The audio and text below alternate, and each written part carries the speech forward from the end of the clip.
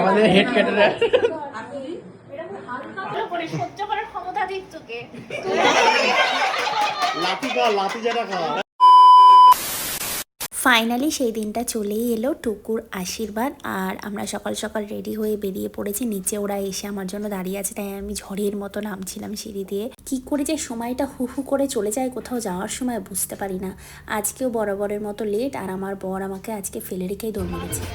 Hello, সবাই সেজেছে, এই জন্য সেজে চলে এসছে। সাজবে মাঝপথে, পুরোটা আমি একা একা সেজেছি। এইটা পুরোপুরি আমি একা একা। তুই এই জামা পরেছিস কেন? আমি একা একা সেজেছি। ও ড্রেস চেঞ্জ করবে, আমি একা একা সেজেছি। যেহেতু চা খেয়েই সবাই বেরিয়ে গিয়েছিলাম, মাঝ রাস্তায় সবারই ভীষণ খিদে পেয়ে গিয়েছিল, আর ব্রেকফাস্টের টাইমও হয়ে গেছিলো, তাই ব্রেকফাস্টটা সেরে আবার রওনা দিলাম। আর ওখানে পৌঁছেই দেখি আমার মাদার ইন্ডিয়া আগে পৌঁছে গেছে। শাশুড়ি সাজাচ্ছে বৌমাকে। প্রথম পর্যায়, হ্যাঁ, কিন্তু যে বল সেই নেই। তার আশীর্বাদে আমাকে না, এটা রাখি দেখি। আরে আমি এসে চোখেই দেখতে পারলাম না। এই ছেলের মাকে দেখানো পারি কি রে, ব্লক করছি। এই তো ছেলের মা ব্যস্ত আজকে। ছেলের মা ওই যে সব পরিচয় না করিয়ে দিলে তো চিস এরকম হবে। এই রুম এসছে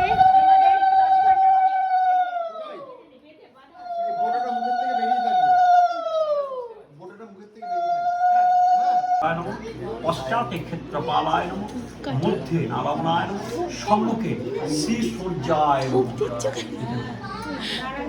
ওম গঙ্গ প্রাতঃ সন্তি সত্যদুঃখ সর্বদিন। পুরোটাই মাল সেটা দে, কত বড় হাকল্লো বাবা। এরকম করলে হবে না, এরকম করলে এই ওয়াট দিও না যে গা কাকায় ছেলে না পুরোটা মাল দিয়ে দিয়েছি। এডিটটা আসছে না, কিন্তু ছবি আসছে না। ছুটি পরে কিন্তু গাড়ি তো উদ্ধার করবে। আমি তো কামড়ে আছি। চলে কর ভালো করে, সহ্য করার ক্ষমতা দিক তোকে। লাঠি যারা খাওয়া, হ্যাঁ লাঠি যারা খান সহ্য ক্ষমতা দিই। এটা পরে লাঠি যেটা খাস, এটা ভালো হচ্ছে, এটা পরে লাঠি যেটা খাস।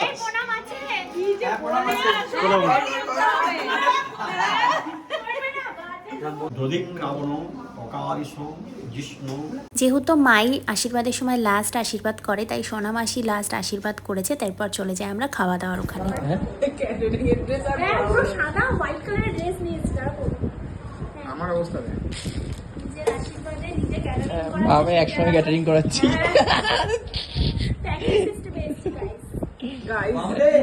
আগের ক্যাটারাররা খেতে বসে গেছে। হ্যাঁ 2 দিন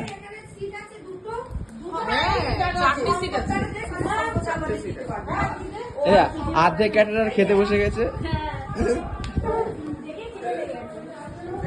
এদিকে কিছু ক্যাটারাররা খাচ্ছে।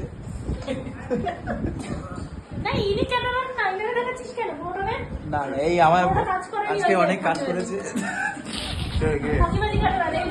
এবার আমি খেতে বসে পড়েছি, আর আমি বসেছিলাম মা মাসিদের সাথে। ওদের সাথে বসার ইচ্ছে ছিল, বাট ওরাও বলেছিল ভাই বোনেরা অনেকবার, বাট আমি বসতে পারিনি। আমার শাড়ি পরা ছিল আর খুব অস্বস্তি হচ্ছিল, তো শাড়িটা চেঞ্জ করে আমি একেবারে যখন খেতে বসেছিলাম অনেকটাই বেলা হয়ে গেছিলো, তাই তখন আর সেভাবে কিছু খেতেও পারছিলাম না, ইচ্ছাও করছিল না।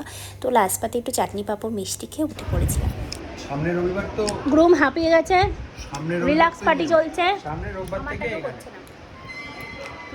আমি তার আগেও আসতে হতে পারে, খাবার হজম করার জন্য। আর তার আগেও আসতে হতে পারে, কারণ হচ্ছে গিয়ে ইয়ে করতে হবে, তথ্যপত্র করতে হবে। এটা তো এখানে প্রফেসর বললি করবো, পয়সাটা বেঁচে যেত। ঢুকি যখন শ্রীদেবী হয়ে বেরোই যখন, তখন রান্নার মাসি।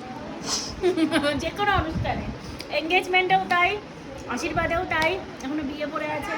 যার বিয়ে তার হুঁশ নাই, পাড়াপড়শির ঘুম নাই, এই হয়েছে অবস্থা। আর কিছুদিন পরে ওর বিয়ে, আর ও এখনও কার্ড লেখা কমপ্লিট করেনি। আমাকে দিয়েছিল আমার বাড়ির কার্ড লেখার জন্য, আর আমার হ্যান্ড রাইটিং দেখে এক পেটি কার্ড নিয়ে এসে বসিয়ে দিয়েছে আমাকে। যাই হোক, করে দিলাম। বোনই তো হই, আর কি হবে, বিয়ে তো একবারই করবে, তাই করেই দিলাম।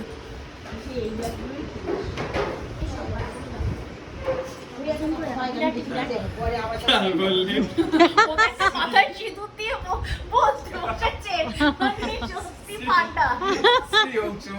এটা কোথায় থাকে? বিরাটি ভাই সবাই বিরাটিতেই থাকে। কেন এত লোক থাকে? আরে সব পাহাড় এগুলো, বাকি সব নিমন্ত্রণ হয়ে গেছে। সিঁদুর দিয়েছিস কেন কপালে? আরে ওখানে আরে ওই তখন দিয়েছিল না, আশীর্বাদের সময় দিয়েছে। ইয়ে করে না ওই যে কালী পুজোর সময় তখন দিয়ে সেরকম ব্যাপারটা। কার্ড লেখা শেষ করে আমরা বেরিয়ে পড়লাম যে যার বাড়ির উদ্দেশ্যে। আর মাও ফিরে যাবে বনগাঁয়, তাই মাকেও সাথে নিয়ে নিলাম যতটা পথ একসাথে যাওয়া যায়। সারাটা দিন হই হুল্লোড় করে দারুণ কাটলো। বিয়ের আর হাতে গোনা মাত্র কয়েকটা দিন বাকি। বিয়ের ভ্লগটাও তোমাদের সাথে যতটা পারবো শেয়ার করার চেষ্টা করব। আর এই ভ্লগটা তোমাদের কেমন লাগলো অবশ্যই জানিও। So yeah, that's it for today, by.